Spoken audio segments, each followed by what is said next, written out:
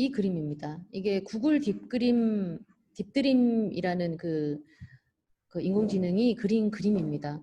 보시면은 고흐 작품 많이 보셨을 텐데요. 고흐의 학풍을 배우게 한 뒤, 학습하게 한 뒤 광화문을 그리게 하자, 이런 그 고흐의 학풍 그대로 광화문을 그린 그림입니다. 보시면은 고흐의 그 강렬한 색채와 격렬한 그 필치가 고흐가 이제 현재의 광화문을 그렸다면 아마도 저렇게 그렸을 가능성이 있지 않을까라는 보여주는 그런 좋은 예의가 되겠습니다. 다음 보시면 이것도 구글 딥드림이 그린 건데요. 이것도 고흐의 하풍으로 그린 그림이긴 하지만 아까 또 그림이랑 좀 다르죠, 그죠? 어떤 뭐 미생물이 있는 것 같기도 하고 새도 보이는 것 같기도 하고, 그 다음에 눈도 많이 보이죠, 그죠? 아까 그린 것보다는 훨씬 조금 더 추상적이고 그 AI의 생각, 뭐 감성 이런 것들이 많이 들어가 있는 것 같습니다. 자, 그 다음에 또 그린 그림도 수천 개의 달러를 이용해서 그린 추상화라고 합니다.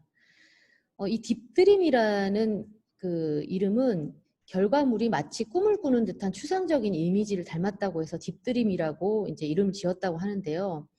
지금까지 이 딥드림이 그린 29점의 작품들이 1억 1천만 원에 모두 팔렸다고 합니다.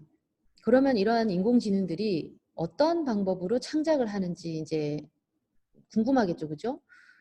인간의 뇌에 정보를 보내는 신경망이 있는데 그거를 이제 모방해서 인공신경망을 통해서 수많은 이미지를 인식하고 저장해서 그 1년에 딥러닝이라는 학습 과정을 거친다고 합니다. 그래서 이 이미지의 특징들을 추출해서 작업을 하는데 이 이미지 속에 담긴 요소를 하나하나 쪼개서 특정한 패턴을 찾고 이미 알고 있는 패턴을 적용해서 자신이 인식한 대로 결과를 나오도록 조작하고 왜곡해서 새로운 이미지를 창조해내는 그런 방식이라고 합니다. 다음 작품 보시면요. 저는 사실 이 그림 보고 좀 충격적이었습니다. 굉장히 좀 혐오를 주거나 공포 같은 거를 느꼈는데 제 기준에서는 이제 좀 이런 그림은 순간 사람이 기분 나빠지거나 좀 감정이 안 좋아지는 이런 그림은 그리면 안 된다고 저는 생각을 하기 때문에 인공지능이 이런 그림을 그렸을 때 자세히 한번 살펴보시면은 굉장히 많은 어떤 그 동물, 생물 이런 것들과 연관지어서 합성시킨 것 같은 그런 느낌이 듭니다. 그래서 아래에 이제 제가 그 딥드림이라는 것이 원 이미지에 이제 생물과 연관시켜서 합성하는 듯한 이런 그 이미지가 있는데 링크를 제가 옆에 놔뒀잖아요. 그죠? 이 링크를 타고 한번 들어가 보시면은 여러 가지 그림들을 한번 보실 수가 있습니다. 제가 한번 링크를 타고 한번 들어가 보도록 한번 해보겠습니다. 잠깐만요. 예. 여기 안 나타나지? 예. 예, 제가 컴퓨터 연결하려고 하니까 뭐가 좀 공유가 잘 안 되네요. 자, 어쨌든 이런 화풍의 그 그림들이 옆에 사이트에 들어가 보시면은 굉장히 많이 있습니다. 그래서 이제 한번 들어가 보셔서 한번 보셔도 괜찮을 것 같고요. 그 딥드림의 원리에서 한 단계 더 진화된 기술이 딥드림에서 이제 이미지의 질감을 인식하도록 학습한 트위터의 디포저라고 합니다. 그 트위터상에서 이미지를 이 디포저한테 계정에다가 이제 보내게 되면은 순차적으로 순번에 따라서 AI가 창작한 그런 이미지를 받아볼 수가 있다고 합니다. 태그와 명령어 이런 것들을 이용하면 보다 세밀하고 정교하게 받아볼 수가 있다고 하니까요. 한번 이용해 보시는 것도 괜찮을 것 같습니다. 자, 그 다음에 보시면요. 자, 이거는 이 작품은 이제 미술하시는 분이면 보면 또 아실 수도 있는데요. 이건 마이크로소프트와 렘브란트 미술관이 공동 개발한 인공지능이 이제 만든 넥스트 렘브란트라는 거 이제 프로그램인데 AI인데 이거를 통해서 그린 이 그림이 900만 원에 팔렸다고 합니다. 이 두 그림을 제가 이렇게 펼쳐놨는데요. 이 그림 중에 하나는 렘브란트가 그린 거고 하나는 인공지능이 그린 그림입니다. 이거 보시면요. 사실 그냥 그러니까 저희 뭐 전공하는 사람들도 그렇고 구분을 잘 못할 것 같아요. 그러니까 그 그림을 원래 알고 있지 않은 한은 이게 인공지능이 그린 건지 이게 사람이 그린 건지 잘 모를 것 같아요.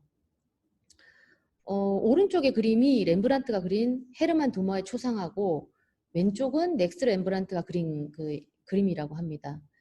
그 인공지능한테 이제 그림의 주제를 정해주고 이제 뭐 어두운 옷에 모자를 쓴 3, 40대 남자를 그리라는 명령을 내리는 거죠. 그러면 인공지능이 수집한 데이터를 통해서 렘브란트 풍의 그림을 알아서 그려낸다고 합니다. 이렇게. 그리고 주목할 점은 화가 렘브란트의 작품 346점의 데이터를 바탕으로 3D 스캐너를 이용해서 물감이 이제 그 물감이 주는 이런 그 요철 이제 형상 이런 것까지 데이터화했기 때문에 실제로 보면 그림 표면의 질감까지 완벽하게 유화처럼 이렇게 재현이 가능하다고 합니다. 그래서 이런 그림이 있고요. 현재 페이스북에서는 기존과는 다른 방식으로 정말 창의적이고 새로운 작품을 이제 그리기 위해서 기존에는 사실 기존에 있던 그 화풍이라든지 화가들을 중심으로 그거를 학습한다고 했잖아요. 그죠? 그래서 그거를 이제 모방하는 수준 정도였는데 이 페이스북에서는 그것과 정반대로 1119명의 화가가 그린 그림 81,449점의 그 작품을 학습하게 하고 그거를 모방하지 않도록 프로그램화를 해서 정반대로 이렇게 독특한 그림을 이제 그리게 했다고 합니다. 그래서 향후 기술 발전에 따라서 미술계 전반의 판도가 달라질 것이며 이에 따라서 미술가들한테 미치는 영향은 매우 클 것으로 예상됩니다. 그리고 소설 분야에서도 인공지능의 움직임이 활발하게 이루어져서 그 인공지능을 지은 그 소설들이 나와서 이제 그 뭐 문학상 예선에도 오르고 또 책에도 나오고 제가 찾아보니까 KT에서도 보니까 인공지능 소설 공모전도 개최를 하더라고요. 그럼 제가 하고 있는 이 음악 분야에서는 최근 개발된 AI 중에서 바로크 시대부터 현대 음악까지 다양한 풍의 음악을 작곡할 수 있는 그런 인공지능도 나왔고 가사만 쓰고 원하는 분위기를 입력하면 음악도 뚝딱 이렇게 만들어낸다고 합니다. 그러니까 인간의 고유 영역이라고 생각했던 예술까지 지금 넘보고 있는 그런 상태인데요. 현재 작곡 분야의 인공지능은 정말 빠른 속도로 개발이 되고 있고 실제로 음악을 들었을 때 현대의 작곡가와 같은 감성의 곡들이 굉장히 많이 생산되고 있었습니다. 그럼 직접 노래를 부르는 AI 등장은 어떨지 한번 볼 텐데요. 일본에서 이미 사망한 가수신데 그 미소라 히바리라는 가수가 있는데 엔카 가수 중에서 가장 유명하고 음반 레코드 8천만 장 이상 판매된 그런 이제 가수라고 합니다. 이 가수분은 8세에 데뷔를 해서 52까지 사시다가 폐렴으로 사망을 하셨는데 얼마나 일본인들이 사랑을 했으면 장례식 조문객이 5만여 명이었다고 합니다. 그래서 2019년도에 NHK 연말 음악 방송에서 이 AI 기술을 이용해서 그녀의 생전의 음원과 육성 테이프 등을 모두 이제 데이터화해서 목소리를 100분의 1초 단위로 분해를 해서 AI한테 딥러닝을 이제 그러니까 학습을 시킨 거죠. 시켜서 실제 그 모습과 목소리를 구현해냈다고 합니다. 그래서 요거를 제가 들어봤었는데요. 한번 같이 들어보면 좋을 것 같아서 제가 화면 공유를 한번 해보도록 하겠습니다. 예, 화면 잠깐만요. 지금 인터넷 보이시죠? 그죠? 네. 자, 한번 네. 자, 굉장히 그죠 감미로운 목소리로 정말 그 사람들이 감동해서 우는 그런 장면들을 볼 수가 있는데요. 그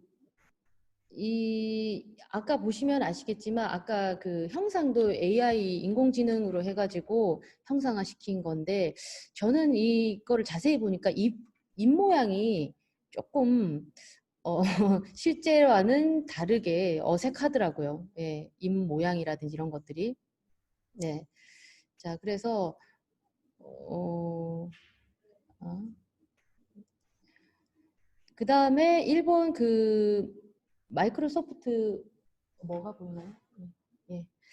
그 다음에 소개해드릴 인공지능은 일본 마이크로소프트가 개발한 인공지능 여고생 린나라는 건데요. 린나라는 이름을 가진 그 AI죠.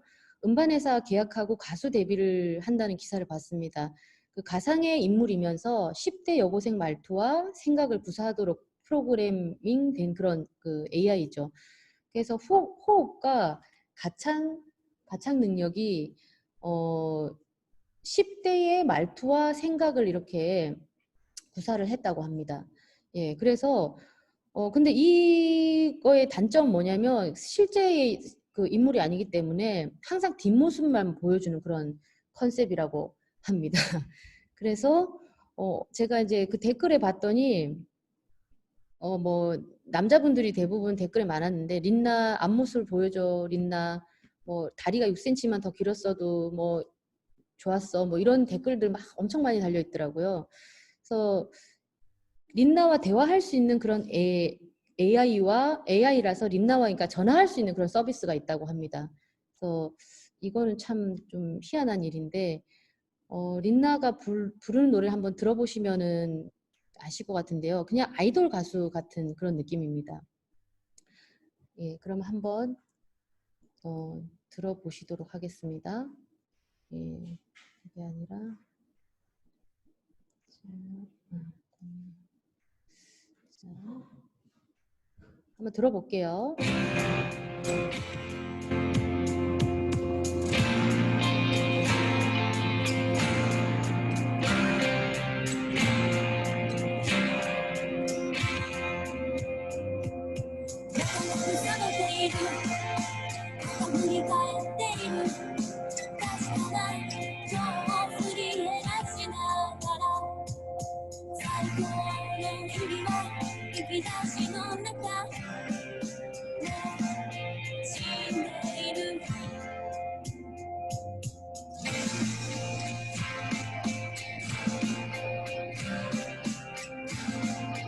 네, 시간 관계상 좀 여기까지 들어보도록 하겠습니다. 예, 그래서 이제 들어보시면은 사실 뭐 이렇게 되게 잘 부르진 않잖아요, 그죠? 그렇다 뭐 음악이 사실 뭐 이렇게 탁 와닿도록 좋다 이것도 저는 못 느꼈거든요. 그리고 실제로 만날 수도 없잖아요, 그죠?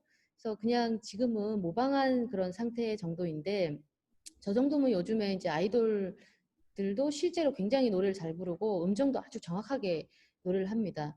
어, 예, 왜냐하면 기술이 이제 너무 발달해서 저희가 실제로 노래 녹음을 할 때 정확한 음정을 자동으로 맞춰주는 오토튠이라는 그런 프로그램이 있는데 이게 제가 몰랐는데 실제 라이브에서도 바로 마이크에 쓸 수가 있다고 해요. 그래서 이제 보통의 아이돌 가수들이 이제 AR이라고 하죠. 그래서 그 노래가 이제 노래 자기 목소리가 들리는 그런 것도 하지만 그런 것들을 라이브감이 없어서 오토튠이라는 거를 마이크에 장착을 해서 노래를 부르면 바로 이제 정확한 음정을 바로 맞추면서 바로 나간다고 합니다. 그래서 가창력이 형편없는 가수들도 사실은 이렇게 그냥 부르면은 음정이 정확하기 때문에 별로 못 부른다는 생각이 들지가 않는 거죠.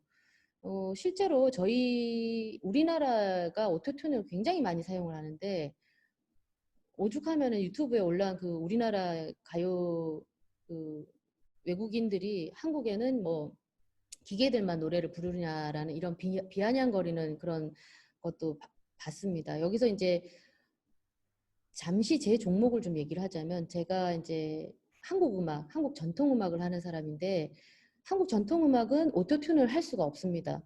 그 왜냐하면 바이브레이션이 일정하거나 아니면 바이브레이션이 없어야 되거나 어떤 그 다이나믹한 거나 이런 것들이 없어야지 일정치로 맞춰서 오토튠을 하는데 음을 흘러내리기도 하는 그런 창법도 있고 떨기 정도가 굵기가 다르기 때문에 오토튠으로 음정을 조절할 수가 없습니다. 그래서 저도 음반을 5집까지 냈는데 오토튠 한 번도 사용한 적이 없습니다.